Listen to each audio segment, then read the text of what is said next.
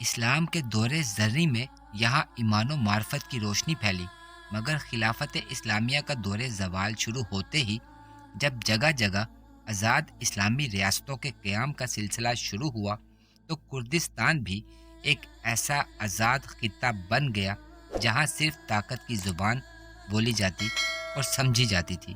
یہاں لا قانونیت عروج پر تھی اور دور جاہلیت کی طرح چوری، ڈاکہ اور راہ زنی جیسے بدنام پیشے مقامی باشندوں کی عادت ثانیہ بن چکے تھے۔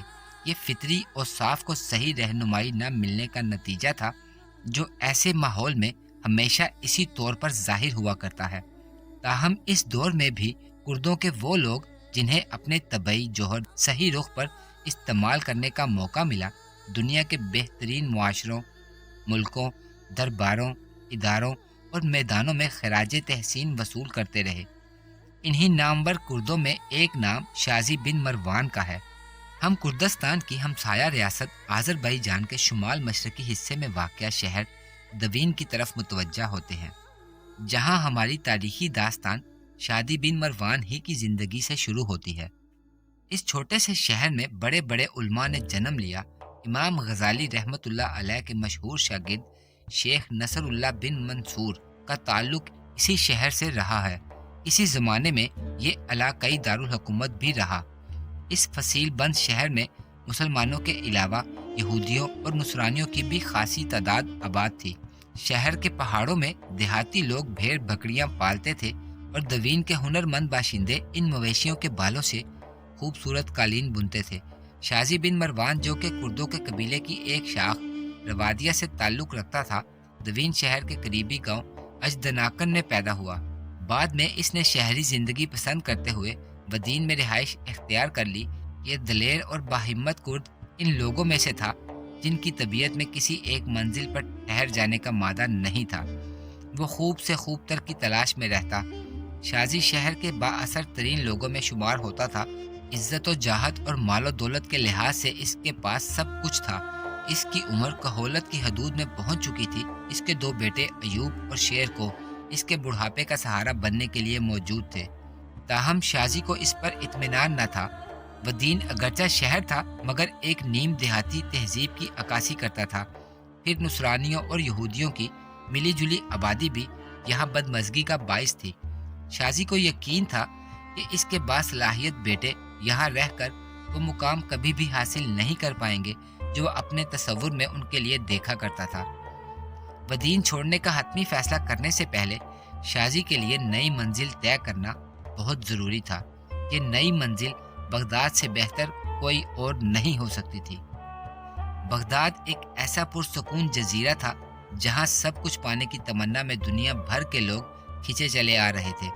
منصور عباسی کا بسایا ہوا یہ عظیم شہر اگرچہ اپنی سابقہ سیاسی اہمیت کھو چکا تھا مگر علمی، صنعتی، تجارتی اور تعمیری لحاظ سے اس وقت بھی دنیا میں اس کا کوئی ہم پلہ ملک نہیں تھا۔ یہ امن و سلامتی کا ایک ایسا گہوارہ تھا جہاں ہر کوئی اپنی الگ دنیا آباد کر کے فکر جہاں سے بے گانہ ہو جاتا تھا۔ عمرہ کے لیے یہ عیش و راحت کی نا ختم ہونے والی محفل تھی جس میں آنکھ کھولنے سے آنکھ بند کرنے تک کوئی وقفہ نہ تھا۔ عباسی خلفاء کے ذوق تعمیر نے اس خوبصورت شہر کو تلسماتی داستانوں کا مسکن بنا دیا۔ اس کی رونق و رنائی کے ہوش ربا قصوں پر باہر کے لوگ مشکل سے یقین کرتے تھے۔ جیسا کہ بتایا جا چکا ہے، یہ دور عالم اسلام میں بڑی بد امنی کا تھا۔ یورپ کی جانب سے اسلامی دنیا پر حملے جاری تھے اور ان کے دفاع کے لیے مسلمانوں کے پاس کوئی متحدہ قوت موجود نہ تھی، جبکہ یورپی طاقتیں اتحاد میں یقینی کامیابی کے گر پر عمل پیرا ہو چکی تھی۔ سلجوکیوں کے مرد آہن ملک شاہ کی وفات اور اس کے جانشینوں میں خانہ جنگی اور عبیدی حکمرانوں کی عاقبت نا اندیشی کے باعث نصرانیوں کو عالم اسلام پر یلغار کا سنہرا موقع مل چکا تھا اور بیت المقدس تک نصرانیوں کے قبضے میں چلا گیا تھا۔ اس کے بعد ایک عرصے تک عالم اسلام کے مذہبی رہنما القدس کی آزادی کے لیے وقتاً فوقتاً آواز تو اٹھاتے رہے، ان کی پکار پر عوام جواب بھی ہو جاتے رہے، جن کے دباؤ کے سامنے مجبور ہو کر مقامی حکمران القدس کی آزادی کے لیے اعلان جہاد بھی کر دیتے رہے، مگر ان مہمات کی لہریں چند میلوں تک نصرانیوں کے مقبوضہ قلعوں سے ٹکرا کر واپس آ جاتی تھی۔ بغداد میں ملک شاہ سلجوقی کے جانشین سلطان برقیارق کے زمانے میں القدس کے حوالے سے ایک تحریک برپا رہی، مگر اس کے بعد مسلم حکمرانوں کی بے اتفاقی اور خود خلافت بغداد کی عدم دلچسپی دیکھ کر عوام بھی خاموش ہو گئے۔ بغداد حسب سابق ایک خوابیدہ شہر تھا جہاں لوگ حسین خوابوں کی تعبیر تلاش کرنے آ رہے تھے۔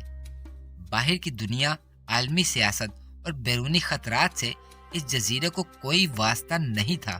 شازی نے دوین سے بوریا بسترا باندھ کر بغداد جانے کے لیے سوچ بچار شروع کی تو اسے یاد آیا کہ اس کا ایک دوست مجاہد الدین بہروز وہاں کسی بڑے حکومتی منصب پر فائز ہے اور وہ اس کی مدد لے کر بغداد میں قدم جما سکتا ہے۔ رومی نسل کا گھوڑا چٹا بہروز دوین میں ایک کم حیثیت شخص تھا۔ بعض مورخ تو اسے غلام بتاتے ہیں۔ اس کے باوجود وہ علوم و فنون میں ماہر تھا۔ قسمت آزمائی کرنے کے لیے دوین سے فارس اور پھر سلجوقی دربار میں جا پہنچا۔ وہاں اس کے علم و فضل کے باعث اسے پہلے سلطان وقت شاہ مسعود سلجوقی کے شہزادوں کا عطا لیگ بنا دیا گیا اور پھر جماعت الدولہ کا خطاب دے کر بغداد شہر کا منتظم اعلیٰ مقرر کر دیا گیا۔ شازی کو بہروز سے پرانے مراسم کی وجہ سے خاطر خواہ تعاون کی امید تھی، چنانچہ وہ ایک دن اپنے کنبے سمیت دوین سے روانہ ہوا اور کئی ہفتوں کے سفر کی صعوبتیں برداشت کر کے بغداد پہنچ گیا۔ بہروز نے شازی کا پرتپاک استقبال کیا، اسے اپنے پاس رکھا۔ شازی یہاں اپنا اور اپنے بچوں کا مستقبل بنانے آیا تھا اور اب اس کے مخلص دوست بہروز کا اس سلسلے میں فکر مند ہونا بھی لازم تھا۔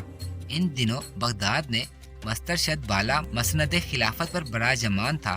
وہ سابقہ خلفاء کی بنسبت کئی حیرت انگیز خوبیوں کا مالک تھا۔ عیش و عشرت سے اس کا کوئی واسطہ نہ تھا۔ درویشوں کی طرح لباس پہنتا اور قصر خلافت کے ایک گوشے میں عبادت خدا بندی میں مشغول رہتا۔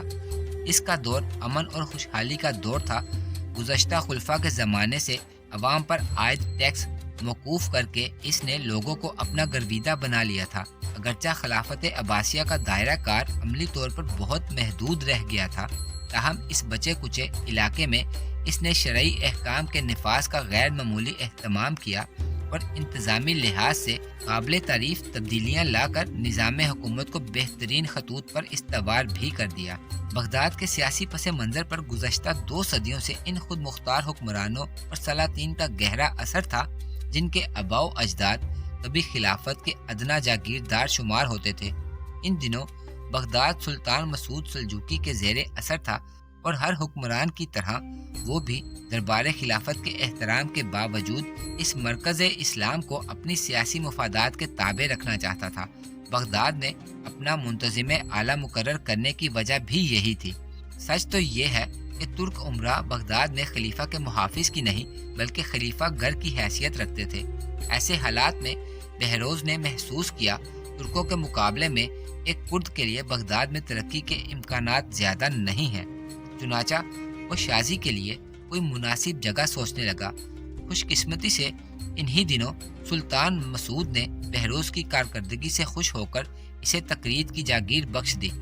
بہروز کے لیے یہ ایک بہت بڑا انعام تھا، مگر بغداد نے اپنے فرائض انجام دینے کے ساتھ وہ تقریت کی جاگیر کی دیکھ بھال نہیں کر سکتا تھا۔ اس نے شازی کو اس کام کے لیے موزوں سمجھا اور اسے وہاں جاگیر کا انتظام سنبھالنے پر رضامند کر لیا۔ کچھ دنوں بعد شازی اپنے نوجوان بیٹوں اور کنبے سمیت تقریت چلا آیا۔ تقریت دریائے دجلہ کے کنارے واقع ایک پر رونق شہر تھا۔ ایک نہایت مضبوط قلعہ اور بلند فصیل اس کے دفاعی انتظامات کے ناقابل تسخیر ہونے کا پتہ دیتے تھے۔ شہری آبادی چند پہاڑیوں پر آباد تھی، جبکہ قلعہ شہر کے شمال میں ایک 200 فٹ بلند چٹان پر تعمیر کیا گیا تھا۔ یہ شہر بغداد سے 30 کوس یعنی 90 میل کے فاصلے پر واقع تھا۔ تقریت پہنچ کر شازی کو یوں محسوس ہوا جیسے وہ اس منزل تک پہنچ چکا ہے جس کی اسے برسوں سے تلاش تھی۔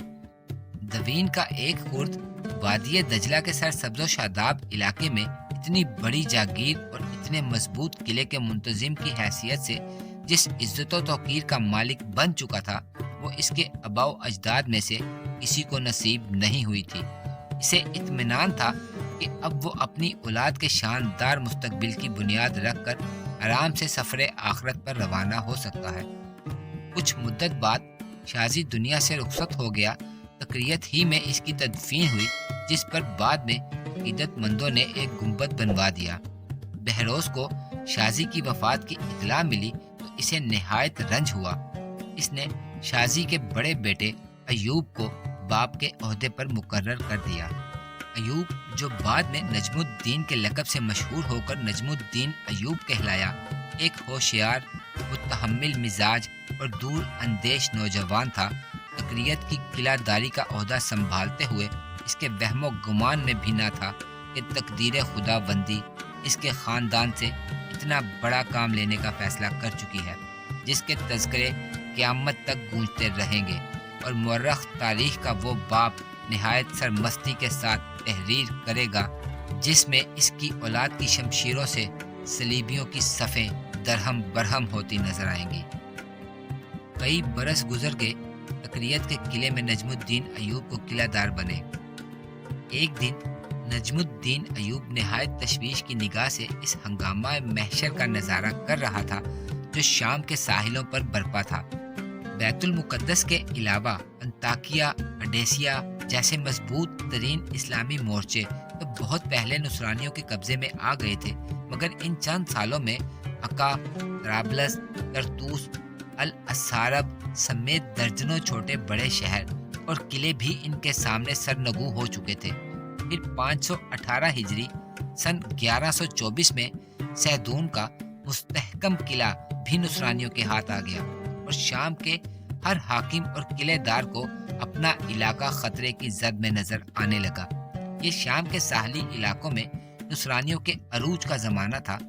ان کی ناجائز ریاستیں شمال سے جنوب تک تقریباً 800 کلومیٹر تک پھیل چکی تھی۔ گرچہ چوڑائی میں ان ساحلی مقبوضات کا رقبہ 80 کلومیٹر سے زیادہ نہ تھا، مگر اس طرح شام کی تقریباً تمام اہم بندرگاہیں جو بحیرہ روم کے ساتھ لگتی تھی یورپ کے ہاتھ آ چکی تھی۔ غزہ سے لے کر انطاکیہ کے شمال تک تمام ساحل ان کے پاس تھے۔ مختلف یورپی بادشاہوں کے نائبین اپنے مفتوحہ علاقوں کے خود مختار حاکم بن چکے تھے۔ شام کے اندرونی علاقوں میں یہ عیسائی ریاستیں دمشق، حلب، بالبک، حمات اور امان جیسے اسلامی شہروں کے بالمقابل آ چکی تھی۔ ان تمام ریاستوں کے حکمران القدس کے فرمانروا کو اپنا قائد تسلیم کر چکے تھے، اور یورپ سے تازہ بتازہ کم کے ذریعے اسلامی سرحدوں کو مزید پامال کرنے کے لیے آئے دن کسی نہ کسی سرحدی قلعے پر حملہ کرتے رہتے تھے۔ ایک انگریز مورخ لین پول کے بقول صلیبی اسلامی علاقوں میں اس طرح گھس گئے تھے جیسے لکڑی میں کیل ٹھونک دی جاتی ہے۔ کچھ عرصے تک یوں لگتا تھا کہ یہ کیل اسلامی سلطنت کے درخت کے پرخچے اڑا دے گی۔ نجم الدین ایوب کو یقین تھا کہ اگر دربار خلافت اور سلجوقی بادشاہت نے صلیبی جارحیت کی اس طوفانی لہر کا رخ بروقت نہ پھیرا تو صلیبیوں کو دریائے دجلہ عبور کرنے میں بھی زیادہ وقت نہیں لگے گا۔ تاہم دربار خلافت کی حالت عالم اسلام کو درپیش بیرونی خطرات کے تحفظ کے حوالے سے نہایت مایوس کن تھی۔ سلجوقی بادشاہ جو کچھ عرصے پہلے تک مسلمانوں کی سطوت و ہیبت کا نشان تھے، بری طرح سے آپس میں گتھم گتھا تھے۔ الپ ارسلان اور ملک شاہ جیسے بہترین حکمرانوں کے دو بڑے وارث سلطان مسعود اور سلطان محمود ایک نہ ختم ہونے والی کشمکش اقتدار میں مشغول تھے۔ یہ کھینچا تانی 525 ہجری میں اس وقت رکی جب سلطان محمود دنیا سے رخصت ہوا، مگر اب سلطان مسعود کو اپنے چچا سلطان سنجر سلجوق کی جہانگیری سے خطرہ لاحق ہو چکا تھا، جو وسط ایشیا اور خراسان کے ایک وسیع علاقے کا حکمران تھا۔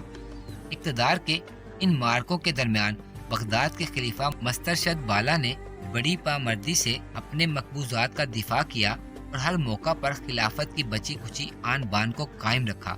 ان سیاسی جب کلشوں کے دوران کسی کے پاس اتنا وقت نہ تھا کہ وہ شام کے ساحل سے پورے عالم اسلام پر چھاتے ہوئے صلیبی خطرے کو قابل توجہ سمجھتا۔ ان حالات میں نجم الدین ایوب جیسے درد مند مسلمانوں کو کسی سے امید تھی تو وہ بصرہ اور واسط کا والی عماد الدین زنگی تھا، جو فرنگیوں کو کئی مارکوں میں شکست دے چکا تھا۔ اس کی بہادری کی داستانیں عراق اور شام کے ہر فرد کی زبان پر تھیں۔